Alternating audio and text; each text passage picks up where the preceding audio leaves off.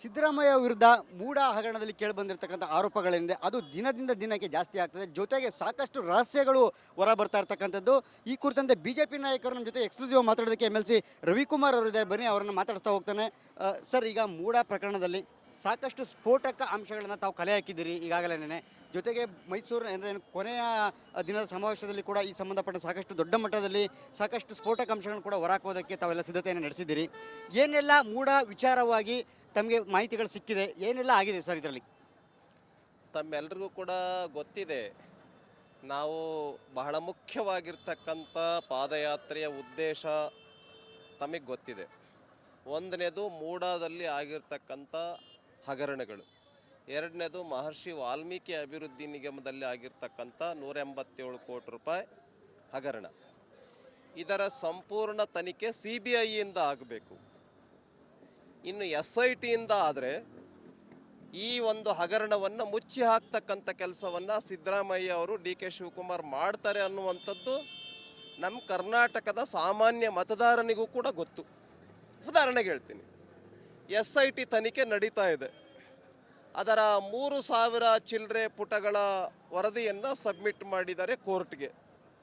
ಏನು ಹೇಳಿದ್ದಾರೆ ಅದರಲ್ಲಿ?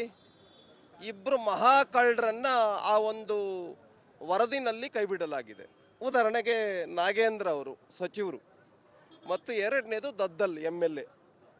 187 ಕೋಟಿ ರೂಪಾಯಿ ಹಗರಣದಲ್ಲಿ ದದ್ದಲ್ ಹೆಸರಿದೆ, ನಾಗೇಂದ್ರ ಅವರ ಹೆಸರು ಕೂಡ ಇದೆ. ಅವರಿಬ್ಬರ ಹೆಸರನ್ನು ಯಾಕೆ ಕೈ ಬಿಡಲಾಯಿತು?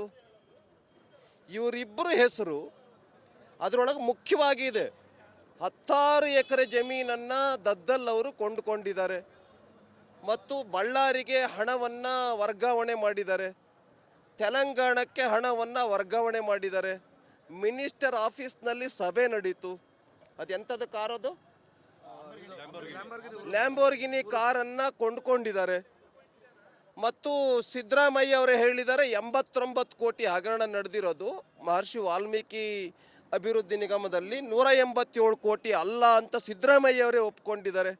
ಈಗ ಆಲ್ರೆಡಿ ಸಚಿವರ ರಾಜೀನಾಮೆಯನ್ನು ತೆಗೆದುಕೊಂಡಿದ್ದಾರೆ.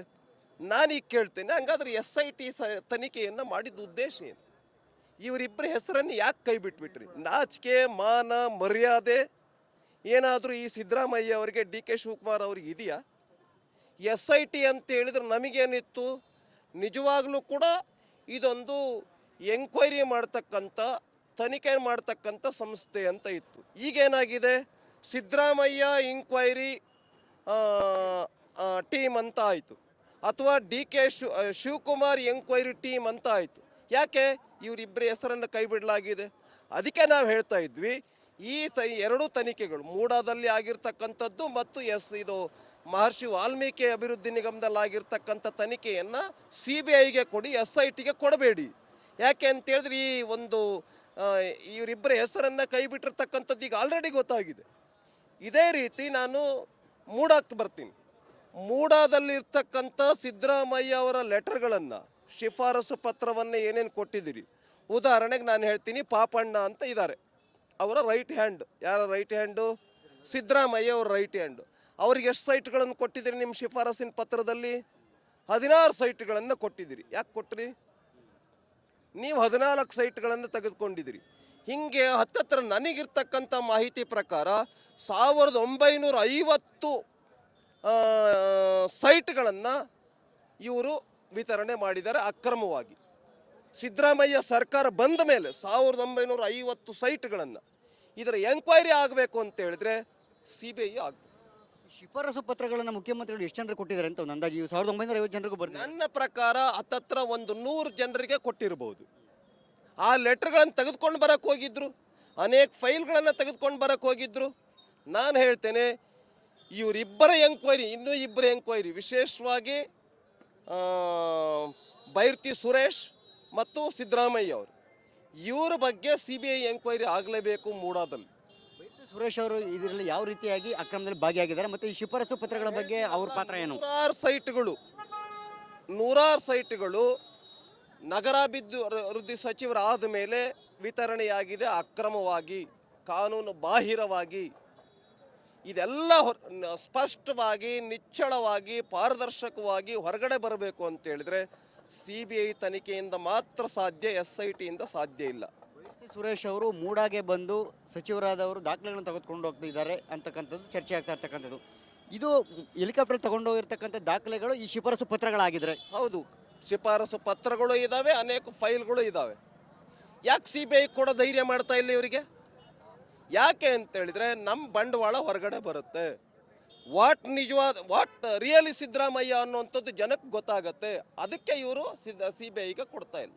SITಗೆ ತಮಗಿರೋ ಮಾಹಿತಿ ಉದಾಹರಣೆಗೆ ಗಂಡಸೆ ಆಗಿದ್ರೆ ಅಂತ ಹೇಳ್ತಾ ಇದ್ದಾರಲ್ಲ ಯಾರು, DK ಶಿವಕುಮಾರ್ ಅವರು. ನೀವು ನಿಜವಾಗ್ಲೂ ಪ್ರಾಮಾಣಿಕರೇ ಆಗಿದ್ರೆ ಈ ವಿಷಯಗಳನ್ನು CBIಗೆ ಕೊಡಿ ಅನ್ನೋ ಸವಾಲನ್ನು ನಾನು ಹಾಕ್ತೇನೆ.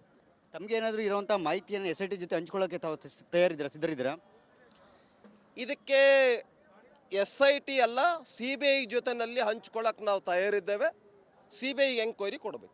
Thank you sir. ಇದಿಷ್ಟು ಕೂಡ MLC ರವಿಕುಮಾರ್ ಅವರ ಮಾತು. ಅವ್ರು ಹೇಳುವಂತೆ ಭಾಳ ಸ್ಫೋಟಕ ಒಂದು ಮಾಹಿತಿಯನ್ನು ಕೊಟ್ಟಿರ್ತಕ್ಕಂಥದ್ದು. ಬೈರತಿ ಸುರೇಶ್ ಏನಿದ್ದಾರೆ ಸಚಿವರಾದವರು, ಅವರು ಏನು ಮೂಡಾ ಹಗರಣದಲ್ಲಿ ಆಗಿರ್ತಕ್ಕಂಥ ಅವ್ಯವಹಾರದ ಕೆಲ ಪತ್ರಗಳು, ಹಾಗೇನೇ ಸಿದ್ದರಾಮಯ್ಯರವರು ಸೈಟ್ಗಳನ್ನ ಕೊಡೋದಕ್ಕೆ ಮಾಡಿರ್ತಕ್ಕಂಥ ಶಿಫಾರಸು ಪತ್ರಗಳನ್ನು ಅವರು ಹೆಲಿಕಾಪ್ಟರ್ ಮೂಲಕ ತೆಗೆದುಕೊಂಡು ಹೋಗಿರ್ತಕ್ಕಂಥದ್ದು. ಸೊ ಇವೆಲ್ಲವೂ ಕೂಡ ತನಿಖೆ ಆಗಬೇಕು. ಅದು ಕೂಡ ಪ್ರಮುಖವಾಗಿ CBI ತನಿಖೆ ಆಗಬೇಕು. CBI ತನಿಖೆ ಆಗೋದೇ ಆದರೆ ನಮ್ಮಲ್ಲಿ ಇರ್ತಕ್ಕಂಥ ಎಲ್ಲ ಮಾಹಿತಿಯನ್ನು ಕೂಡ ನಾವು ಹಂಚ್ಕೊಳ್ಳೋಕೆ ಸಿದ್ಧರಿದ್ದೇವೆ ಅಂತಕ್ಕಂಥ ಮಾತನಾಡಿರ್ತಕ್ಕಂಥ. ಜೊತೆಗೆ DK ಶಿವಕುಮಾರ್ ಅವ್ರಿಗೆ ಸವಾಲು ಹಾಕಿರ್ತಕ್ಕಂಥದ್ದು, ಅವರು ಗಂಡಸೇ ಆಗಿದ್ದಾರೆ ಏನು ಅವರು ಸವಾಲನ್ನು ಹಾಕ್ತಾರೆ ಪ್ರತಿ ಮಾತಿಗೂ ಅದೇ ಮಾದರಿಯಲ್ಲಿ ಅದೇ ದಾಟಿಯಲ್ಲಿ ಕೂಡ ಈಗ ಏನು ರವಿಕುಮಾರ್ ಅವರು ಕೂಡ ಅವರಿಗೆ ಮರು ಪ್ರಶ್ನೆಯನ್ನು ಹಾಕಿರ್ತಕ್ಕಂಥದ್ದು. ಅವರ ಸವಾಲನ್ನು ಸ್ವೀಕರಿಸ್ತಾರಾ ಅಂತಕ್ಕಂಥದ್ದು ಕಾದು ನೋಡಬೇಕಿದೆ. ಯಾಕೆಂತಂದರೆ CBIಗೆ ವಹಿಸ್ತಾರಾ ಇಲ್ವಾ ಅಂತಕ್ಕಂಥದ್ದನ್ನು ನೇರವಾಗಿ DK ಶಿವಕುಮಾರ್ ಅವರಿಗೆ ಪ್ರಶ್ನೆಯನ್ನು ಮಾಡಿರ್ತಕ್ಕಂಥದ್ದು. ಕ್ಯಾಮ್ರಾ ಪರ್ಸನ್ ಶಿವಕುಮಾರ್ ಜೊತೆ ಸುರೇಶ್, ರಿಪಬ್ಲಿಕ್ ಕನ್ನಡ, ಮಂಡ್ಯ.